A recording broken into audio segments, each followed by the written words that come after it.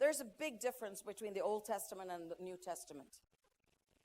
In the Old Testament, in fact, it took years and years for people to even have a name for God. And then he revealed himself to Abraham as Jehovah Jireh, or Yahweh Jireh. We don't know how it's pronounced because it does not have vowels. As the Lord my provider. And throughout the Old Testament, there is a revelation of God. God comes to somebody and he heals them and he becomes the Lord, their healer. And God revealed himself to his people through his name. In fact, I want to teach on the names of God soon because you need to understand who he is. He reveals himself through his name. You know, in India, if you're from India, you do know that the father of the nation is called Mahatma Gandhi. And people think that his first name is Mahatma. It isn't. I think it's Mohandas Karamchand Gandhi. No, it's not. Mahatma means the great one. The great one Gandhi. That's a cool name. Hi, I'm the great one. Just call me great, you know? I mean, if he was walking down the street and you started going, Mahatma, Mahatma, he'd be like, who are you calling? Call me Mohan, you know? You know? If you're really close, you can call me Chand, you know? It's a name given for his nature. When people saw what he did for the people of India, the people of India called him the Great One. But when people encountered God, they didn't have to see what he did. His very nature revealed who he was. And that was God my provider, God my righteousness, God my healer, God my peace. When people encountered him, they were filled with peace that surpasses all understanding. They're like, oh my gosh, I just met God and I'm filled with peace. I'm going to call him Shalom. Jehovah Shalom.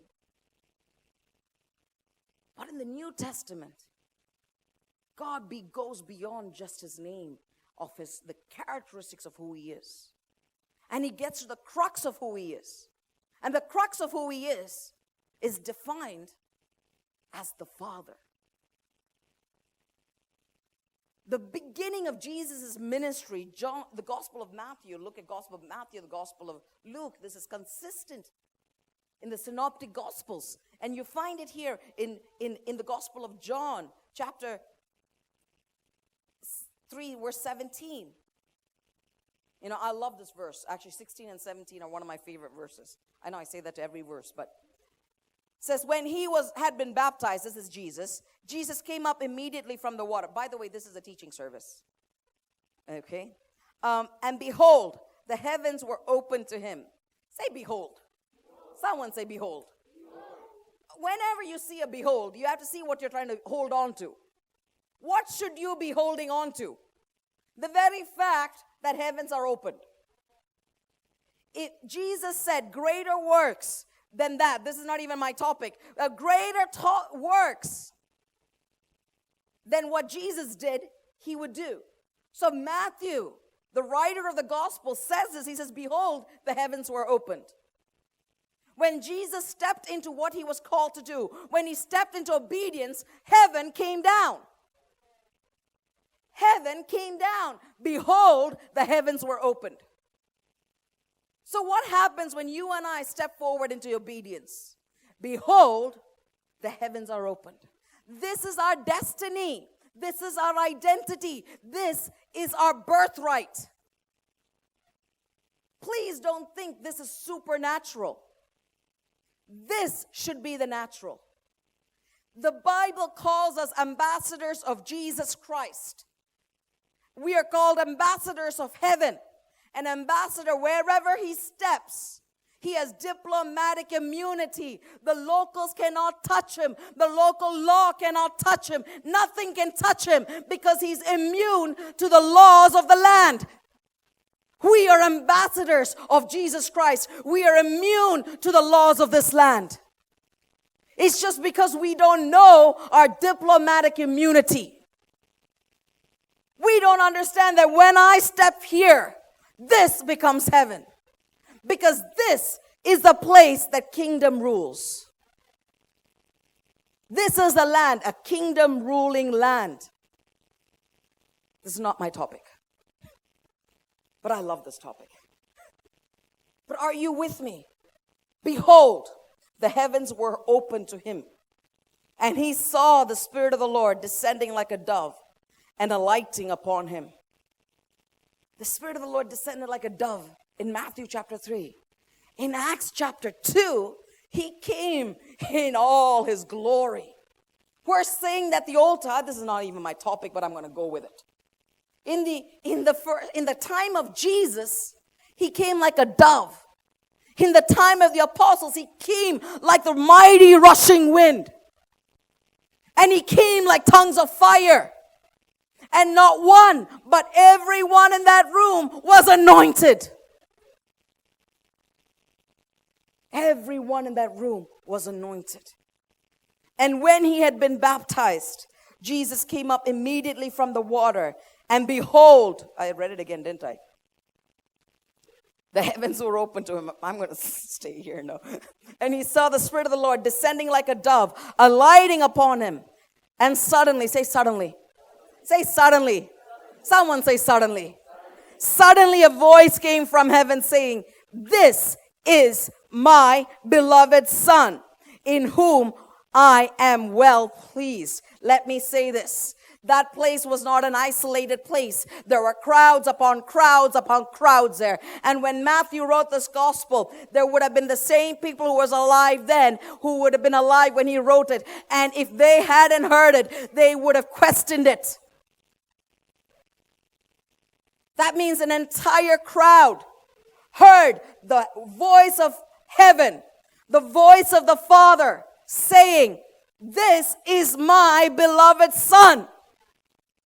If this is his Son, who does that make him? Father.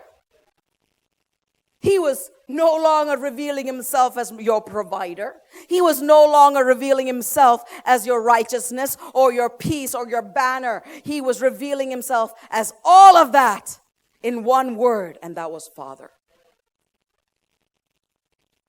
That was Father. Father. He's called Father.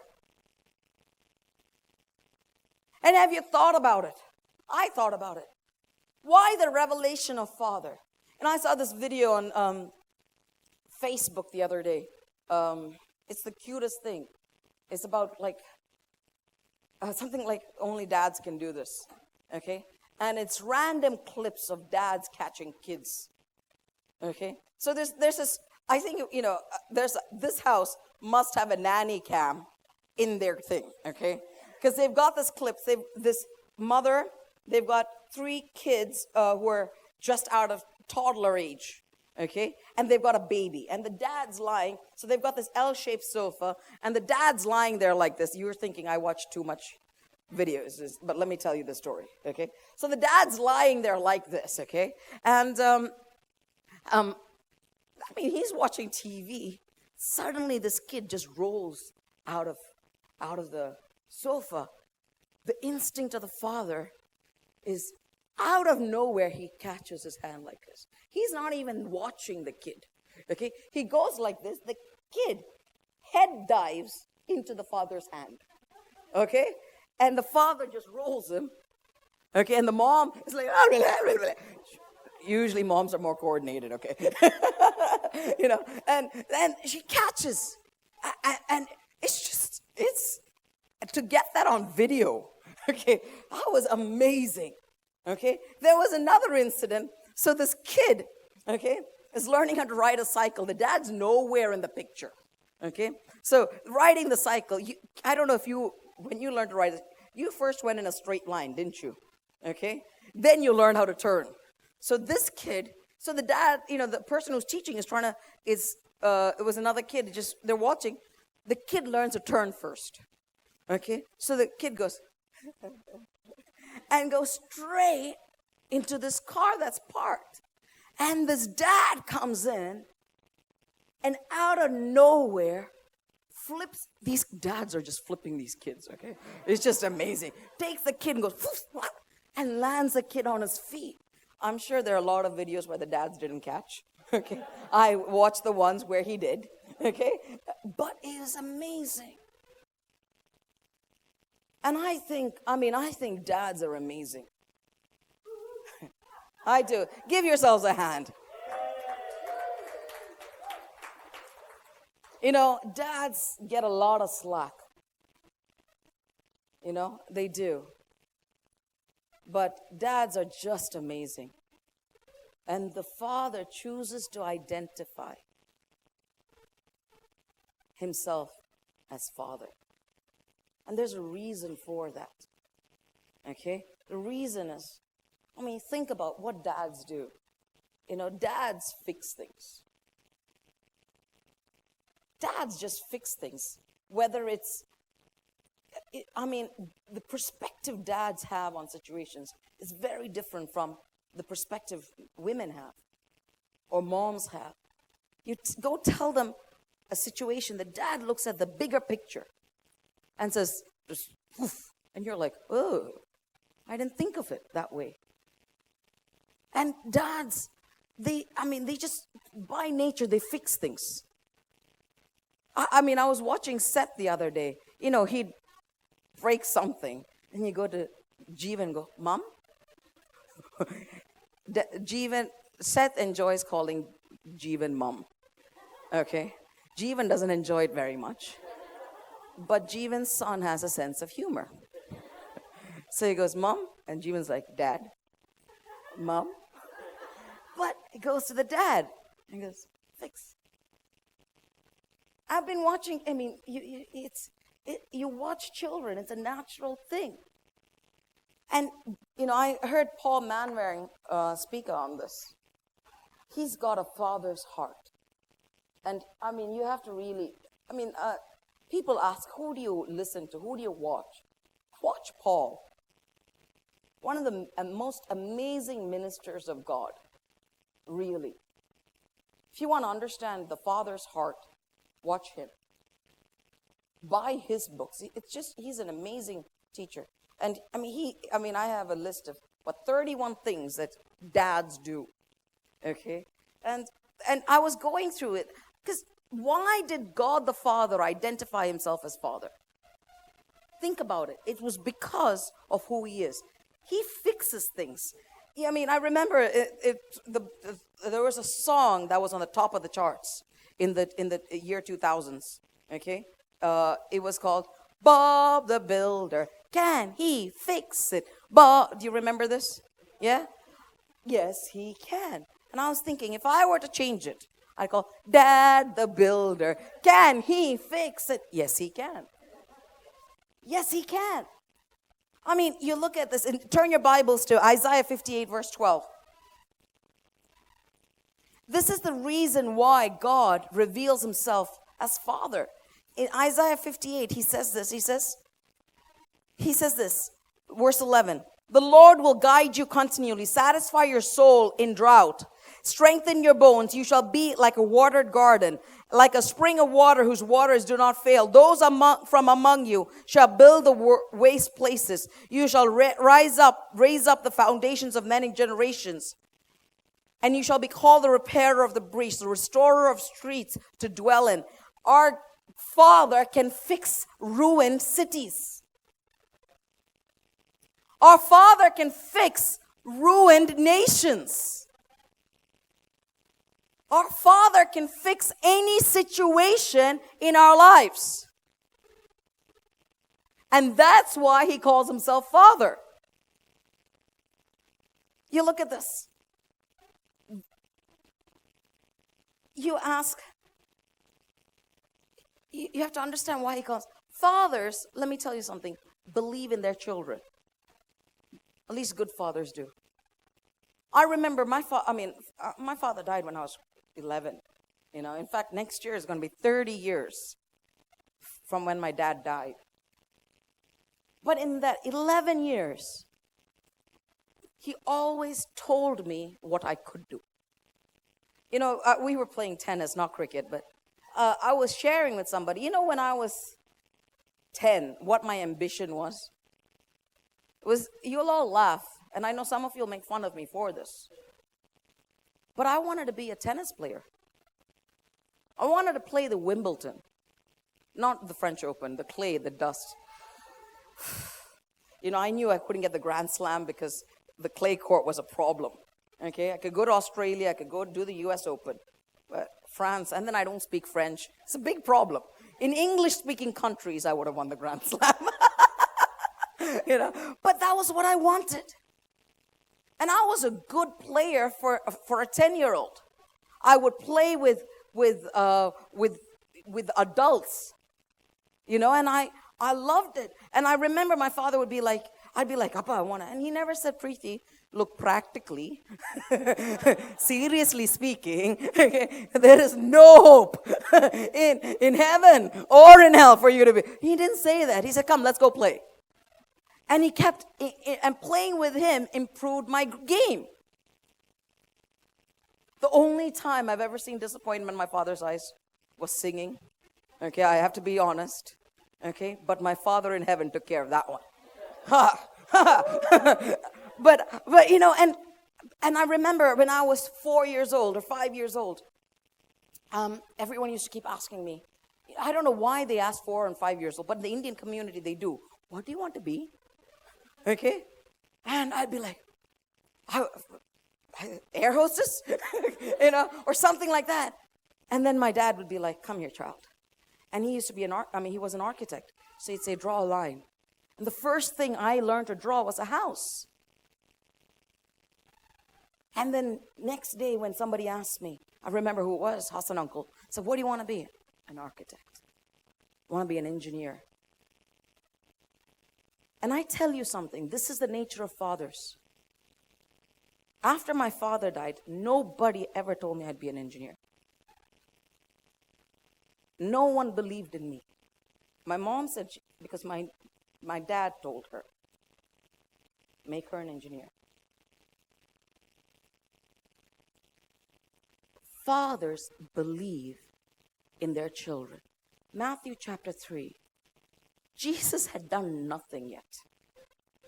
Jesus, so far in the history of Jesus, he had gotten lost and got told off by his parents. He had basically run away from home. Okay, he wasn't listening. I told you to hold my hand, Mary was saying. And Jesus said, but I was my father. I told you to hold my hand. How many of you have lost your child for a couple of days? None of us. Okay? This was Jesus' history. And the Father in heaven comes up to him in Matthew chapter 3 and says, this is my beloved Son, in whom I am well pleased. He hadn't gone to the cross. He hadn't raised Lazarus from the dead. He had not healed a single person. He had not done any of his Father's works. Yet the Father believed in him. This is the nature of a father. Are you with me?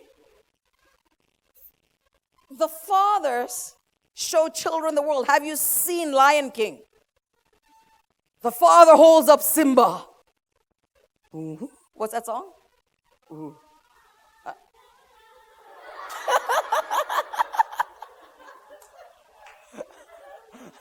Holds up and says, this is your kingdom. Isn't it?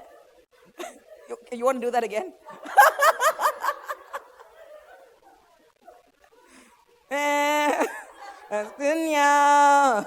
That's pretty much it. Holds up and shows the kingdom.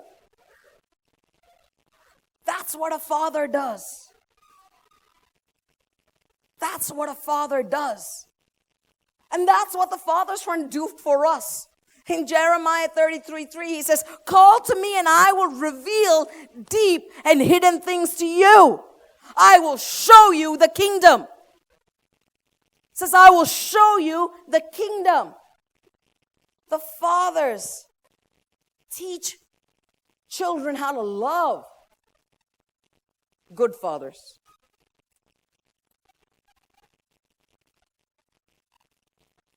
The fathers show so much.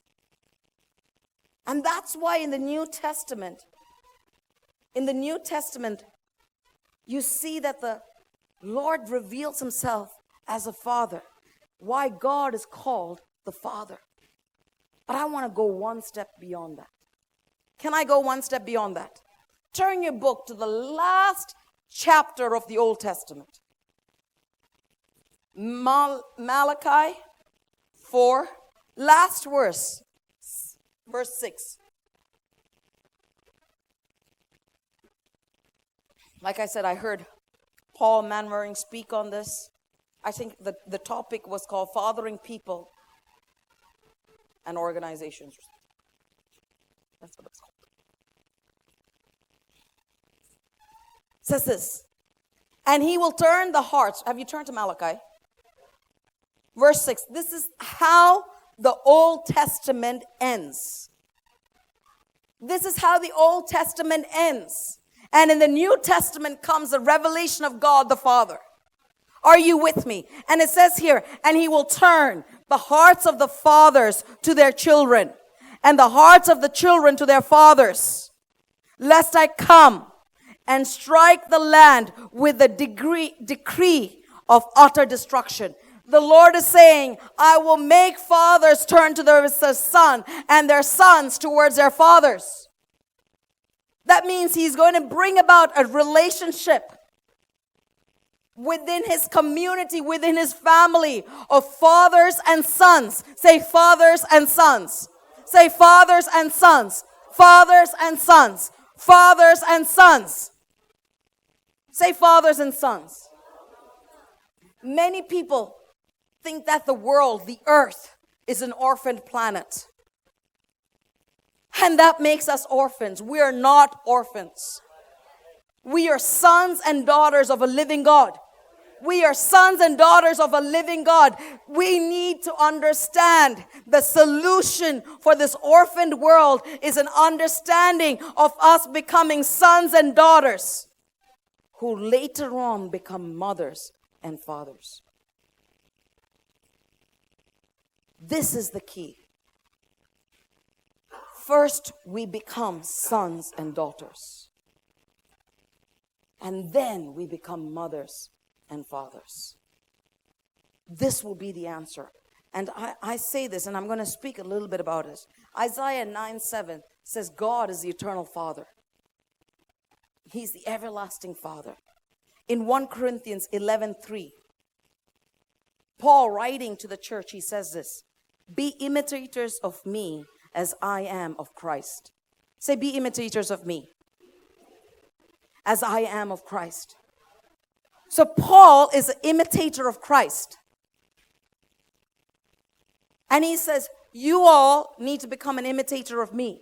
So what was he imitating? There was something in the nature of Christ that needed to be imitated. Who was Jesus? Jesus, this is my beloved Son. Say, this is my beloved Son. This is my beloved Son. Say, this is my beloved Son. There was something in Jesus, Paul says, we need to imitate. We saw that the Father fixes things. What did Jesus do? What did the Son do? The Son fixed things. The Son fixed things. What did Jesus do? Jesus showed the disciples the world. He opened up the world for his disciples. This is what the Son did. What did Jesus do? Turn your Bibles to 1 John 3:18.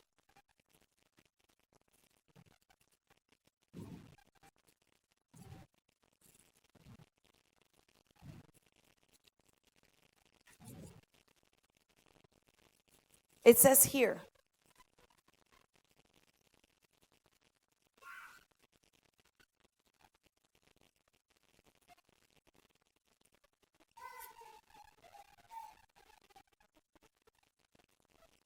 Hmm.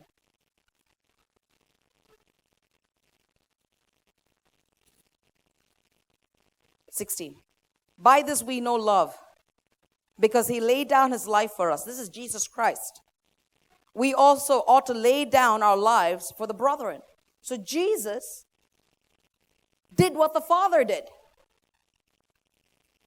The Father, the Son, Jesus did what the Father did. He showed us how to love. Jesus showed us how husbands should love wives. In the same way, Jesus loved the church. Taught on a life of sacrifice. Today, the world has turned upside down that relationship. The weaker constantly made weaker so that the stronger can be empowered. And you see that Christ did it the other way. He was the strongest. And he laid down his life so that his bride, that's the church which was weak, could enjoy eternity with him. He laid down an example of marriage. This was what the Son did. This was what the Son did. Genesis 49. You see the Father blessing the children. You see in Genesis 12, God the Father blessing Abraham. And you see in Acts chapter 2, Acts chapter 1, Jesus blessing his disciples. Do you see what I'm talking about? You see the Father, you see the Son. And you can see a lot of characteristics. I want to do another one. The Father celebrates children even if they don't deserve it. A child picks up a piece of paper and puts it in the trash. And the whole family is like, yeah! How many of you have seen that?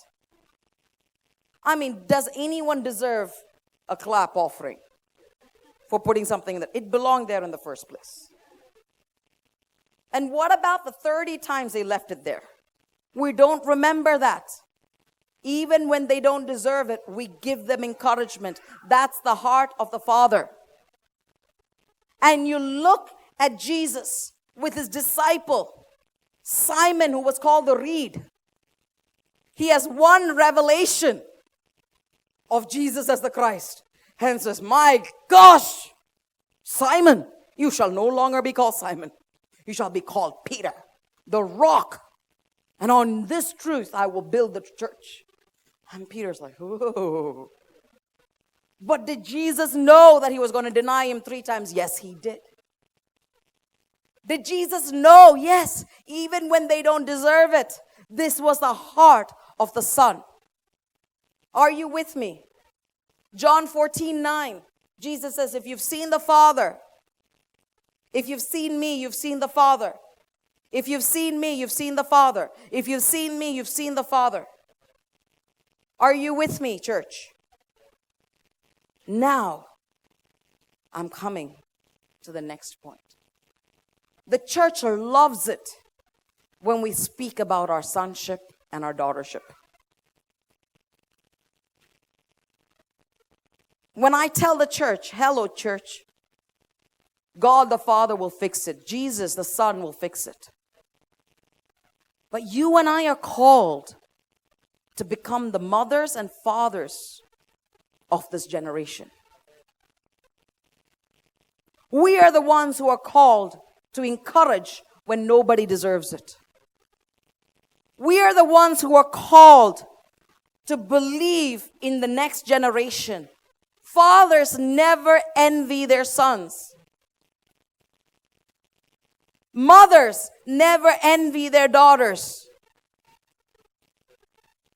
We as a church need to rise up and become the fathers and the mothers of this generation. Are you with me? When I was in India a few years ago, I had gone into a situation. It was what was I don't even call it a Pentecostal church. Because in my opinion, that is not what the Pentecost was about. But they work under the label of Pentecost. And in that, it was a marriage of someone I was very close to. And during the marriage ceremony, I was very greatly disturbed. On the platform, the bride and the groom were kept to the side. And there were 3 rows of pastors sitting on that church, in that stage. And it was a competition to see who could preach. In a wedding service, there were 3 sermons. 2 of them were about divorce. And the third one, I was very upset. I was very, very upset. And I went home that day and I said, Lord, I just give it to you. I don't want to get into a spirit of judgment. But for me, this is not what Pentecostalism is. For me, it's about the Spirit and the move of God and the love of the Father, and to reach out to the lost, to be the voice of love and the hands of love to a nation and a generation. That's what we want, Lord. That's what I want. And I just left it. And I said, Lord, I just leave it to you. In the middle of the night, that night, I remember exactly, it wasn't middle of the night, it was exactly 4 o'clock in the morning. I got up from my sleep and I started crying. For those of you who knew me then, I don't cry. Now something's happened. I don't know what's happened. It's all these weddings, my gosh. I'm afraid of the wedding photos coming out. But anyway, we leave it. I woke up crying. And I thought, what's wrong with me? I really did thought, I was like, what is wrong with me? I was afraid somebody would come and walk into the room. I was just weeping and weeping and weeping and weeping. And I asked, finally I realized it wasn't me. And I asked God, I said, Lord, is this you crying? And he said, yes. I said, what happened? And he said, I'm crying for the state of my churches. Not the churches of my state. He said, for the state of my churches. And he said, in a house where there are only fathers, often there's only legalism. And in a house where mothers bring in love and acceptance. In the Old Testament, the Lord God the Father calls himself, I'm like a mother that hovers over her children. If there's a good mother out there, they learned it from God. If there's a good father out there, they learned it from God. It's an indwelling spirit of the Lord there. And he said, I'm crying for the state of my churches. And he said, because my churches don't have any mothers. And because of that, there's only legalism, what not to do, what. He said, my children need acceptance. And then he asked me a question. He said, will you mother my people? And I said, Father, I've never been mothered. I've hardly been encouraged. I said, I'm one searching for a mentor. How can I? He asked me the question, same question again. So would you mother my children? Then I said, yes, Lord. And I understood something. There is a transition that we make from being a son to a father or a mother. From a daughter to a father or a mother. A father and a mother have a heart for the people. It's not all about what I receive. It's not all about whether the pastor loves me or shows me more affection than her.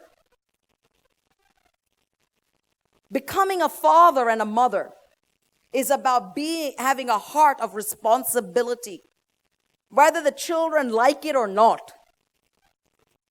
Making sure that the children are getting fed, or making sure that the children are being taken care of, are being loved. That's a heart of a parent. And if fathers and mothers would raise up within the church, we will be building our churches. We would be building stronger families. Instead of sitting there receiving and sitting there saying, when will you love me? When will you love me? When will you love me? If we change and say, I am the vessel of love. When we move from the spirit of envy, and when we move from the spirit of unforgiveness and bitterness, move into the heart of a father and a mother. I'll tell you something. A father and a mother very rarely hold a grudge against a child. Doesn't matter if they poop once in their diaper, you change it and then they poop again. You still change it. And you still take that cream and put them on. And you still kiss them on their nose when they're coming up. But the brother will stand there and say, he's taking your attention again. He's taking your love again. Look at him, poop master. All he does is eat and poop, eat and poop, eat and poop. But the heart of the father is like, at least the child is growing. And I'm going to end with this. The solution for this orphan planet is us becoming sons and daughters who then become mothers and fathers. And there needs to be a shift. We want to raise mothers and fathers in this house, not just sons and daughters. Paul said this, be imitators of me as I am of Christ. Christ did everything his Father did. Paul fixed situations, healed the sick, brought in unity and peace, preached the gospel. He became a father, an apostle to the nations. And he says, now you become fathers and mothers. Let's all stand up.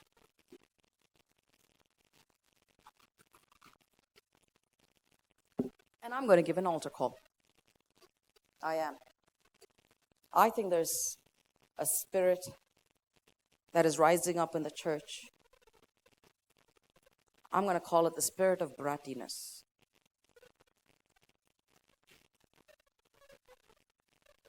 Spirit of envy, spirit of gossip, spirit of strife,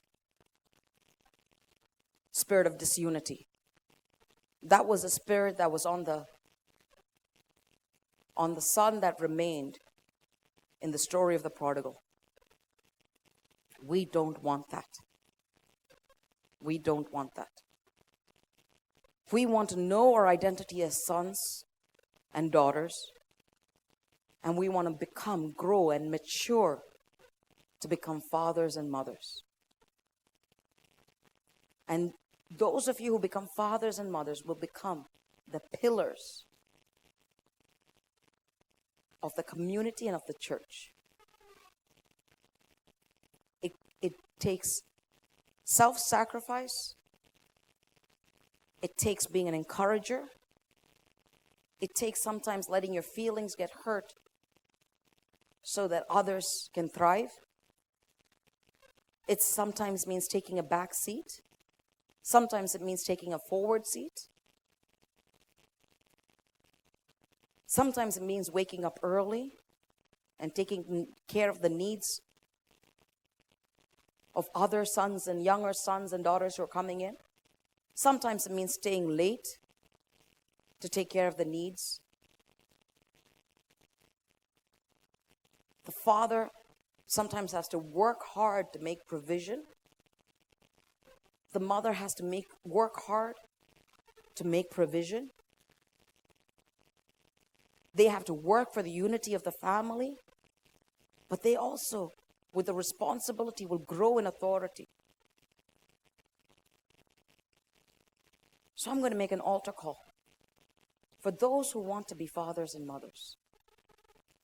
For those of you who know your sons and daughters and just enjoying that, there's no There's no shame in it. But Jesus started his ministry as a beloved son. And you be that in whom God is well pleased. You be that. You are well loved, well pleased. But I'm calling forth a generation that will stand up in selfless faith, who will stir in and usher in a revival, who will have the heart of a father and a mother, who are willing to be trained, corrected by their parents so that they can become good parents, in turn build up other parents who will parent others. So now I'm giving an altar call. If that's you, come forward.